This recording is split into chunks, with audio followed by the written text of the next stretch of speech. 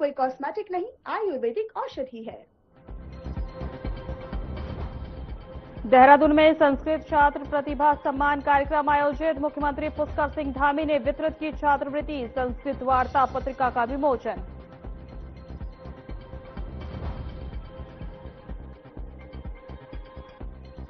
CM Pushkar Singh Dhami से मिले ITBP महानिदेशक शत्रुजीत कपूर। सीएम आवास पर की शिष्टाचार भेंट। सीमाओं की सुरक्षा और विकास पर की चर्चा।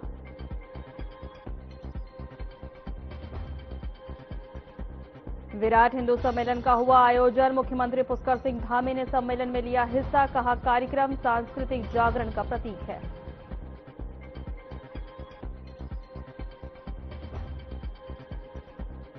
कोटद्वार में स्वच्छता अभियान जारी। विधानसभा अध्यक्ष रीतू भूषण खंडूरी ने किया श्रमदान। खोह नदी किनारे सफाई अभियान।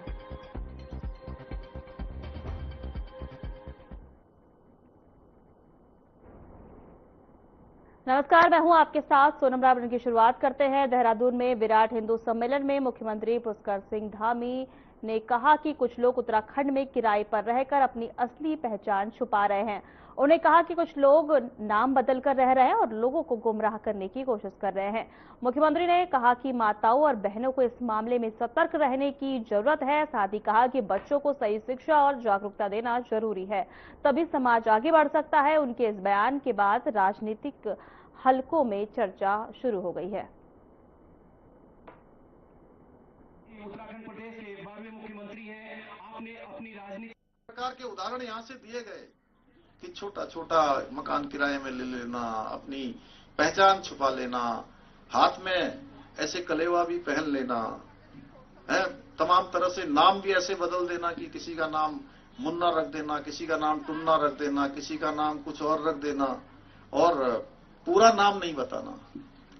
हमारी मातृशक्ति को, माताओं बहनों को भी निश्चित रूप से इस दिशा में बहुत गहन ध्यान देने की आवश्यकता है, क्योंकि समाज तभी हमारा आगे बढ़ सकता है, हमारा समाज तभी संस्कृत हो सकता है, शिक्षित हो सकता है, जब हमारी मातृशक्ति अपने आने वाली पीढ़ी को सही प्रकार से दीक्षित करने का काम करे। भारतीय संस्कृति, हमारे उत्तराखंड की संस्कृति, परंपरा, सभ्यता।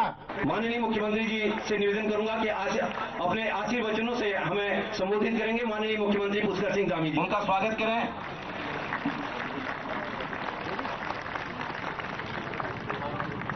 राज्य स्तरीय एवं अंतर्राष्ट्रीय स्तर पर आपने अनेकों पदक प्राप्त किए हैं। स्वागत करें।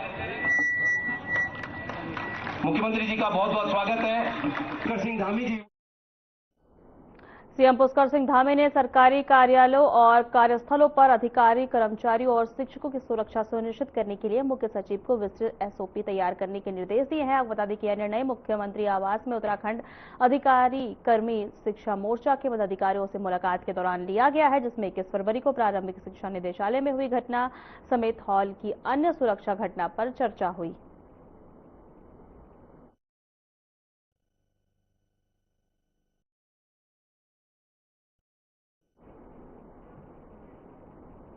कांग्रेस मुख्यालय देहरादून में मुंशी हरिप्रसाद टमटा की पुण्यतिथि पर श्रद्धांजलि सभा का आयोजन किया गया। प्रदेश अध्यक्ष गणेश गोदियाल की अध्यक्षता में हुए कार्यक्रम में बड़ी संख्या में कांग्रेस पदाधिकारी और कार्यकर्ता उपस्थित रहे। गोदियाल ने कहा कि टमटा का जीवन सामाजिक समता, शिक्षा और अधिकारों की लड़ाई का प्रेरणा स्रोत है। महानगर कांग्रेस अध्यक्ष डॉक्टर जसविंदर सिंह गोगी ने बताया कि टमटा ने वंचित, शोषित और पिछड़े वर्गों के उत्थान के लिए जीवन समर्पित किया है। 23 फरवरी को सामाजिक न्याय दिवस के रूप में मनाकर उनके आदर्शों और विचारों को जन जन तक पहुंचाया जाएगा।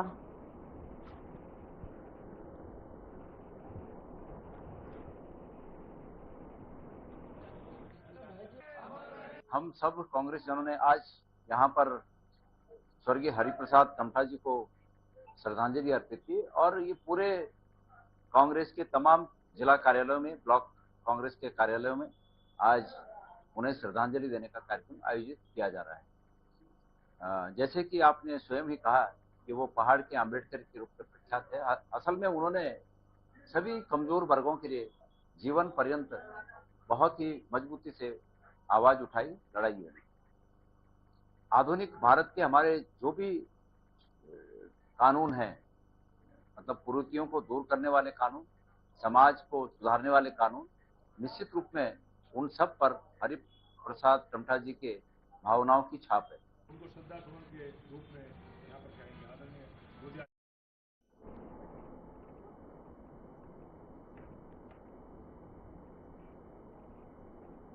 हल्द्वानी के दो नहरिया के पास विधायक सुमित हृदयेश ने और कांग्रेस के वरिष्ठ नेता ललित जोशी के नेतृत्व में स्थानीय लोगों ने यूयूएसडीए की लापरवाही के खिलाफ एक दिवसीय धरना प्रदर्शन किया है। इस दौरान हृदयेश ने कहा है कि शहर पूरी तरह से खुदा हुआ है और विभागों में समन्वय की कमी से पहले एक बच्चे को हाल ही में एक बुजुर्ग की मौत हुई है। पुलिस पर सवाल उठाते हुए उन्होंने कहा है कि ओवरलोड ट्रक नियमों के बावजूद चल रहे हैं। वहीं स्थानीय लोगों ने चेतावनी दी है कि अगर प्रशासन ने तुरंत सुधार नहीं किया तो जनता सड़क पर उतरकर आंदोलन करेगी।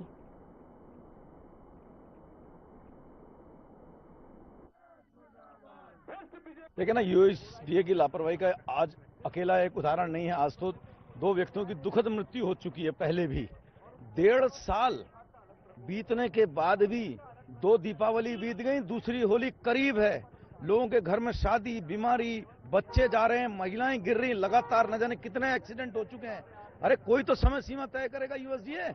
आप बताओ, 700 करोड़ रुपए लेकर करके यूएसडीए बैठा है। दरअसल हो क्या रहा है, 20 ठेकेदारों का काम अपने चहेते 2 ठेकेदारों को दे दिया गया है। असलियत ये है, और कोई उनके ऊपर कोई कंट्रोल नहीं, क्योंकि सीधे कमीशन ऊपर टॉप लेवल पर पहुंच रहा है, जिसकी परिणति है कि सैया भय कोतवाल तो अब डर खाएगा। रोड टूटती रहे। 40% रोड 1.5 साल में जो नहीं बना पाए, वो आगामी 1 साल में ये पूरा कैसे काम करेगा, ये बहुत बड़ा प्रश्न चिन्ह है सारे अधिकारियों पर। देखिए, लगातार हम देख रहे हैं। देखिए, विकास के हम लोगों ने तो विकास की योजनाओं को क्रियान्वित करा है हमेशा। कांग्रेस पार्टी का अगर इतिहास देखे, ऐसा हल्द्वानी में विकास हमेशा हुआ कभी भी, लेकिन हमने ऐसी परिस्थिति नहीं देखी कि इतना बुरा हाल हो जाए कि लोगों को अपनी जान गंवानी पड़े। हमारे आदरणीय सुरेश चंद्र पांडे जी, पहले तो मैं उनको भावभीनी श्रद्धांजलि अपनी तरफ से, कांग्रेस की तरफ से देता हूं। उन्होंने सोचा भी नहीं होगा कि ऐसा हो जाएगा, उनके परिवार वालों ने भी नहीं सोचा होगा। और इसमें यूयूएसडीए ही केवल मात्र दोषी नहीं। मैंने कल सब विभागों को फोन करा, मैंने पीडब्ल्यूडी को फोन करा, मैंने सिंचाई को फोन करा, यूयूएसडीए वालों को फोन करा, मैंने नगर निगम को फोन करा। इन सब में कोई समन्वय नहीं है।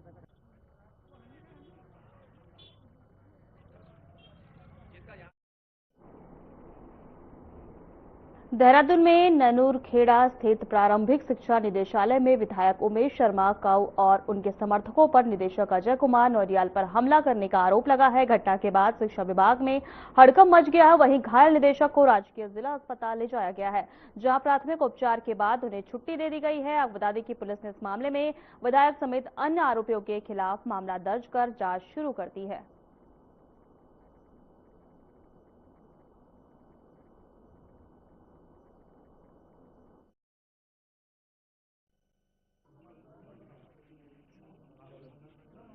प्राथमिक शिक्षा परिषद है, उनके निदेशक के ऑफिस में एक जो घटनाक्रम हुआ था, जिसमें माननीय विधायक अपने कुछ समर्थकों को लेके एक स्कूल की मान्यता को या स्कूल के उसके नाम को चेंज करने को लेके एक लगातार फाइल को वो फॉलो कर रहे थे, उसको लेके वो वहाँ गए थे।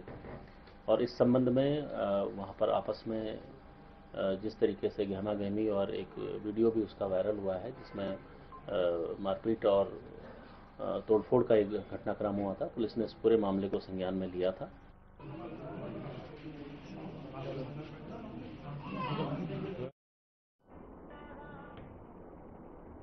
देवप्रयाग के पास ऋषिकेश श्रीनगर हाईवे पर तोता घाटी में भूस्खलन से बड़ा हादसा हो गया। बता दें कि मलबे और पत्थरों की चपेट में आए ट्रक चालक 55 वर्षीय मुरारी लाल की मौत हो गई है। मिली सूचना के आधार पर एसडीआरएफ की टीम मौके पर पहुंचकर कड़ी मशक्कत के बाद केबिन काटकर शव बाहर निकाला। इस घटना के बाद भूस्खलन के कारण मार्ग बंद हो गया है, जिसे प्रशासन जेसीबी द्वारा खुलवाने में जुटा हुआ है।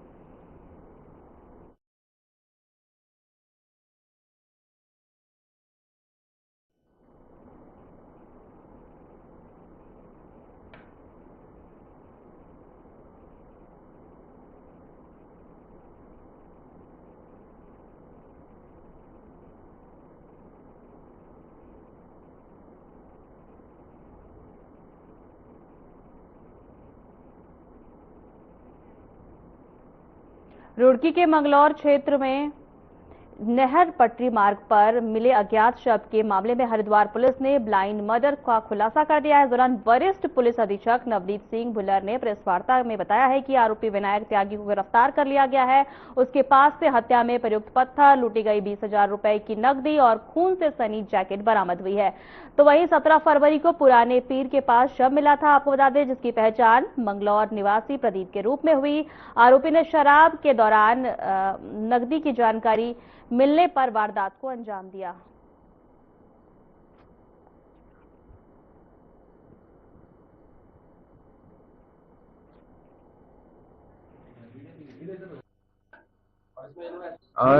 ये 17 तारीख को दोपहर को ये प्रदीप कुमार, ये घोसीपुरा मंगलौर कोतवाली क्षेत्र, इनकी डेड बॉडी बरामद हुई थी मंगलौर में नहर पट्टी किनारे, नहर पट्टी से लगभग 50 मीटर अंदर, और इनके सिर पे एक घाव का निशान था।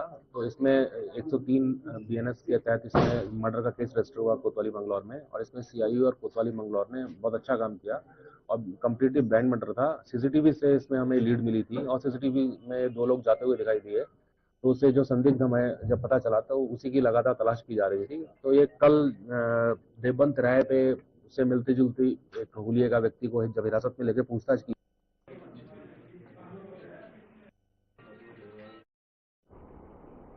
ऋषिकेश के आवास विकास स्थित सरस्वती विद्या मंदिर इंटर कॉलेज में आयोजित सप्तशक्ति संगम कार्यक्रम का समापन हो गया। कार्यक्रम के माध्यम से ऋषिकेश सहित संपूर्ण गढ़वाल क्षेत्र में नारी के 7 देवीय गुणों का संदेश दिया गया। तो वहीं अतिथियों ने दीप प्रज्वलन कर कार्यक्रम का शुभारंभ किया। इस मौके पर मुख्य अतिथि मेनका मंतल ने कहा कि नारी समाज की धुरी है और वह केवल परिवार की आधारशिला ही नहीं बल्कि समाज को दिशा देने वाली सृजन शक्ति भी है।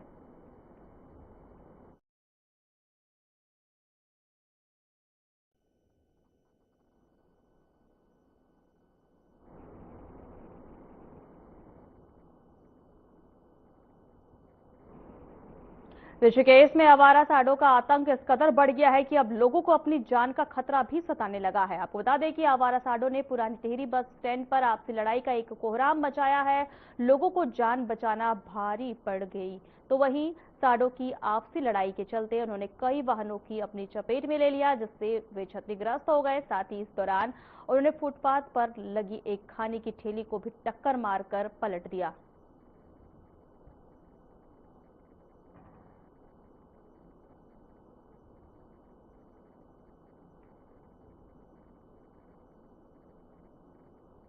उत्तराखंड पुलिस ने प्रदेश में बढ़ते साइबर अपराधों को रोकने के लिए जागरूकता अभियान शुरू कर दिया है। खासकर वरिष्ठ नागरिकों को साइबर अपराधियों के नए तरीकों से अवगत कराने के लिए उत्तराखंड STF ने एक नई मुहिम शुरू की है, जिस पर जानकारी देते हुए STF के ASP कुश मिश्रा ने बताया है कि आम लोगों की जागरूकता की कमी का फायदा उठाकर अपराधी ठगी करते हैं। UG नंबर है, हम इस नंबर के माध्यम सितंबर का मामला है, 45 दिन तक दैट ओल्ड लेडी थी उनको डिजिटल अरेस्ट करा गया और 3 करोड़ रुपए ठगे गए। तो 2 तरह के प्रकरण ज्यादा सामने आ रहे हैं, investment fraud and digital arrest. Investment fraud आमतौर पे यंग जनरेशन के साथ हो रहा है, उनको झांसा देके एक फर्जी ऐप बना के उनको ज्यादा प्रॉफिट देके उनके निवेश में शुरुआत में ज्यादा प्रॉफिट देते हैं, वो निकाल भी लेते हैं। बाद में व्हाट्सएप कम्युनिटी ग्रुप के माध्यम से वो लोग जुड़े होते हैं, जिस ग्रुप के माध्यम से उस ग्रुप में 40 लोग और क्रिमिनल ही होते हैं, वो एको चेम्बर बनाते हैं और झांसे में लाके उनको फूल करके उनसे और पैसा अलग अलग अकाउंट में डलवाते हैं। डिजिटल अरेस्ट आपको डरा के वॉइस स्पूफिंग के माध्यम से या आपको पहले कॉल करके होता है और आपको डराते हैं एंड फिर आपसे अलग अलग जगह पे पैसा डलवाते हैं। इस चीज से लड़ने के 2 उपाय हैं। एक तो डायरेक्टली नैबिंग द क्रिमिनल, इसमें क्रिमिनल्स मोस्टली कंबोडिया, हांगकांग यहाँ सब बैठे हैं, जिनको ला पाना मुश्किल है, हम ला रहे हैं उनको भी। सेकंड चीज, जनता अगर अवेयर रहेगी तो आपके साथ साइबर क्राइम, साइबर फ्रॉड होना कम हो जाएगा। अब उस अवेयरनेस के लिए हम एक मुहिम चला रहे हैं। हम ऑलरेडी एक मुहिम चला चुके हैं जिसमें हमने ज्यादातर सीनियर सिटीजन्स को व्हाट्सएप कम्युनिटी के माध्यम से जोड़ा है। अगर आपको भी इतना शॉर्ट हो सके सर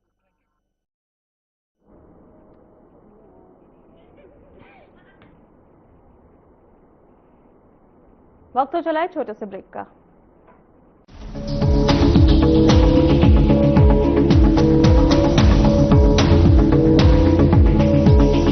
अबे घोचू, जीके स्ट्रॉन्ग करने का अथा इंडिया को मालूम है। पेट दबा हर रोग दबा, एक टका। नमस्कार दोस्तों, हम सभी जानते हैं मोर हमारा राष्ट्रीय पक्षी है। इसके अलावा हिंदू संस्कृति और ज्योतिष शास्त्र में भी मोर पंख का खास महत्व है। कहते हैं मोर के पंखों में देवी देवताओं और 9 ग्रहों का वास होता है। ज्योतिष के मुताबिक घर में विधिवत तरीके से मोर पंख स्थापित करने से सारे दुख दर्द और घर के सभी वास्तु दोष खत्म हो जाते हैं। इसके अलावा रंग बिरंगे मोर पंख हमें ये भी सीख देते हैं कि हमारा जीवन भी इसी तरह के रंगों से भरा पड़ा है, कभी खुशी के रंग तो कभी गम के रंग। लेकिन क्या ये आप जानते हैं कि भगवान राम पर एक मोर ने कर्ज चढ़ा दिया था, जिसे उन्होंने अगले जन्म में उतारा। दोस्तों, ऐसा कहा जाता है कि वनवास के दौरान माता सीता को पानी की प्यास लगी। राम जी ने चारों ओर इधर उधर देखा, उन्हें दूर दूर तक जंगल ही जंगल दिख रहा था। उन्होंने जंगल देवता से प्रार्थना की और कहा कि हे जंगल देवता, हमें पानी की ओर जाने का रास्ता बताइए। थोड़ी देर में एक मोर आया और उसने राम जी से कहा, प्रभु चलिए, मैं जलाशय तक आपका मार्गदर्शक बन जाता हूं, लेकिन रास्ते में कोई भूल चूक होने की संभावना है। राम जी ने पूछा, वो क्यों? मोर ने कहा, प्रभु मैं तो उड़ता हुआ जाऊंगा और आप चलते हुए, ऐसे में आप रास्ता भटक सकते हैं, इसलिए मैं रास्ते के बीच बीच में अपना एक मोर पंख निशानी के लिए छोड़ता जाऊंगा। उसका पीछा करते करते आप जलाशय तक पहुंच जाएंगे। दोस्तों, सच बात यह है कि मोर के पंख एक विशेष समय और एक खास मौसम में ही बिखरते हैं। अगर वो अपनी इच्छा के विरुद्ध पंखों को बिखेरेगा तो उसकी मृत्यु हो जाती है, और वही इस मोर का भी हुआ। आखिर में जब मोर अंतिम सांस ले रहा था तो वो कहता है कि मैं कितना भाग्यशाली हूं कि जो सारी दुनिया की प्यास बुझाते हैं, ऐसे प्रभु की प्यास बुझाने का मुझे सौभाग्य मिला। मेरा जीवन धन्य हो गया, अब मेरी कोई भी इच्छा शेष नहीं रह गई। इस पर श्री राम ने मोर से कहा कि मेरे लिए तुमने जो मोर पंख बिखेर कर मुझ पर जो कर्ज चढ़ाया है, मैं उस कर्ज को अगले जन्म में जरूर चुकाऊंगा। उसके बाद अगले जन्म में भगवान राम ने कृष्ण का अवतार लिया और अपने सिर पर मोर पंख धारण किया। आप भी मोर में प्रभु राम और श्री कृष्ण के दर्शन कर सकते हैं और साक्षात मोर पंख को अपने मंदिर में सजाकर आशीर्वाद प्राप्त कर सकते हैं। मैं पिछले हफ्ते जयपुर जिस स्थान पर गया, वहां कम से कम 200 मोर थे, जिनके साथ रहने का आनंद और सौभाग्य मुझे मिला। इसलिए सारी जानकारी एकत्र करके आपसे साझा की।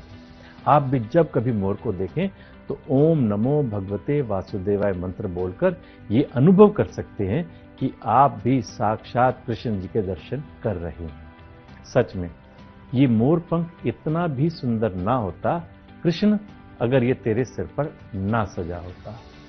नमस्कार।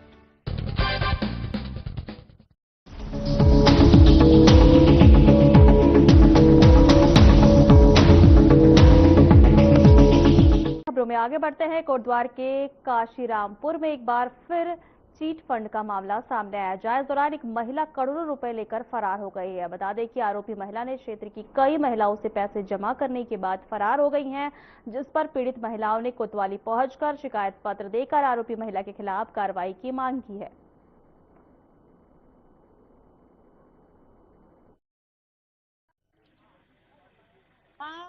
तो करोड़ों का हिसाब हो रखा, अगर सबका लगाया जाए ना तो करोड़ों का, 1 करोड़ भी नहीं, 2 करोड़ भी नहीं, 4-5 करोड़ है। आपका कितना है? और मेरा 8 लाख रुपए है इस पे, 5 समितियों का, और इसने मेरा एक पैसा नहीं दिया। अब पड़ोस में है, बगल में रिश्तेदार भी है, और हम तो इसी भरोसे में दिए कि पड़ोसी है यार। मैंने खुद अपने हाथों से 50-50 हजार इसके हाथ में दे रखे हैं। इसने बोले मेरे पापा की तबीयत खराब है, दीदी मेरे 50 है, पर मैं जब उससे जुड़ी थी तो ये लोग भी और मेरे साथ भी जुड़ गए, तो इसकी वजह से मतलब मेरे पीछे ये लोग जुड़े। जो ये बेचारी दीदी है, तो इनका ये है कि वो कहीं काम करती है, वहां से जो पैसे लाती थी अपनी बच्ची की शादी के लिए उसे जमा किए। 7,000 रुपए उसको मिलते, 5,000 उसने जमा किए, और उसे लास्ट में उसकी बेटी की शादी भी हो गई, एक पैसा नहीं दिया वापिस।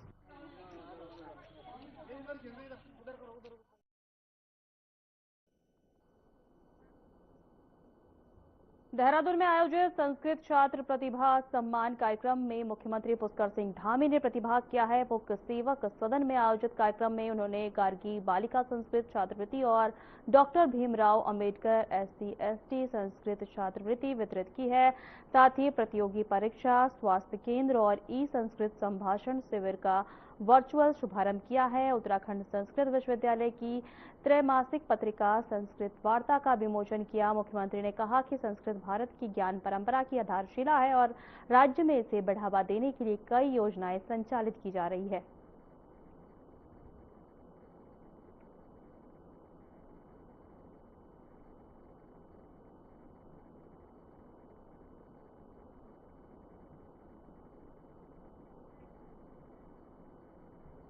मुख्यमंत्री पुष्कर सिंह धामी ने मुख्यमंत्री आवास में भारत तिब्बत सीमा पुलिस के महानिदेशक शत्रुजीत कपूर से शिष्टाचार मुलाकात की है।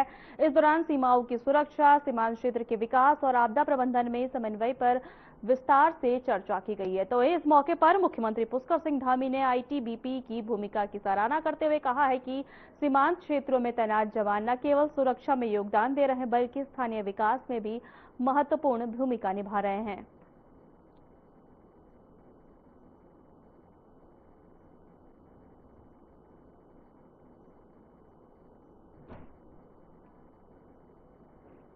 देहरादून के बालावाला में आयोजित विराट हिंदू सम्मेलन में मुख्यमंत्री पुष्कर सिंह धामी ने भाग लिया और इसे हिंदू समाज की चेतना, एकता और आत्मगौरव का महापर्व बताते हुए ये कार्यक्रम केवल एक आयोजन नहीं बल्कि सांस्कृतिक जागरण का प्रतीक है।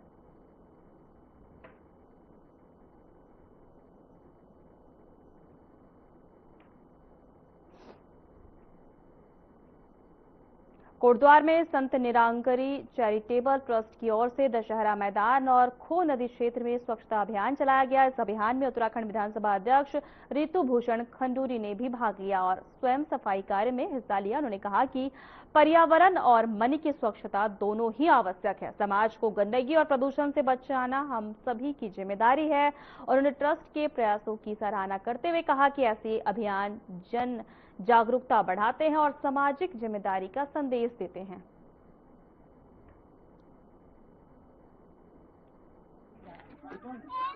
ये बहुत खुशी की बात है कि संत निरंकारी मिशन कोटद्वार में इस तरह का कार्य कर रहा है। जीवन जल और उन्होंने मन तन को जोड़ा है और कहा है कि जब तक हमारा जल स्वच्छ नहीं रहेगा, तन मन स्वच्छ रहना मुश्किल है, स्वस्थ रहना मुश्किल है। इसी तरह से जब तक तन मन स्वस्थ नहीं रहेगा, आसपास के अपने पर्यावरण को, इलाके को बचाना और स्वस्थ और अच्छा रखना भी मुश्किल होगा। तो दोनों चीजों को जोड़कर बहुत ही सुंदर उन्होंने कार्य यहाँ पर किया है।